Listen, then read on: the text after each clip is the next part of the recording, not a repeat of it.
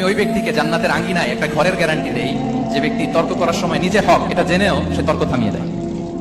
অনেক সময় হয় না, অনেকে পায়ে পাড়া দিয়ে ঝগড়া করতে আসে, এরকম আসলে নাই? আপনি চুপচাপ দেখবেন একটা বাজে কমেন্টস করতেছে, আবার কমেন্টের নিচে কমেন্ট, আবার গালি, হ্যাঁ আছে না এরকম?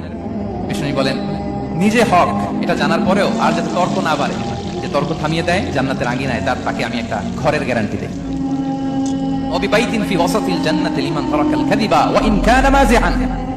আর ওই ব্যক্তিকে আমি জান্নাতের মাঝখানে একটা ঘরের গ্যারান্টি দেই যে ব্যক্তি কৌতুক করার সময়ও মিথ্যা পরিহার করে।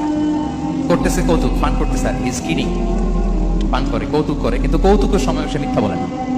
এই স্বভাব যাদের, তাদেরকে আমি জান্নাতের মাঝ বরাবর একটা ঘরের গ্যারান্টি দেই। এরপর বিষ্ণু কি বলে দেখেন, তিনি বলেন ওয়াবি বাইতিন ফি আ'লাল জান্নাতি লিমান হাসানা খুলুকাহু, আর জান্নাতের একেবারে হাইস্ট পিক অফ প্যারাডাইস, জান্নাতের সর্বোচ্চ স্তরে আমি একটা ঘর বা একটা বাসভবনের গ্যারান্টি ওই ব্যক্তিকে দেই যে তার আচরণটা সুন্দর করেছে, যে সুন্দর আচরণের অধিকারী হয়েছে, তাকে জান্নাতের হাইস্ট পিকে আমি একটা বাসভবনের গ্যারান্টি দেই।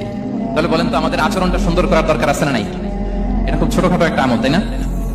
কথা বলেন দক্ষিণ কোরিয়া প্রবাসী ভাইরা, আওয়াজ করে বলেন এটা কি ছোট আমল?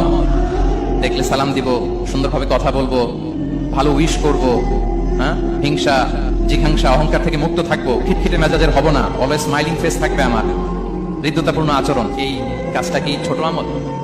আওয়াজ করে বলেন এই আমলটা কি ছোট না বড়? প্রিয় ভাইরা, বিষ্ণু ইসলাম সবার সাথে এরকম মাধুর্যতাপূর্ণ আচরণ করতেন।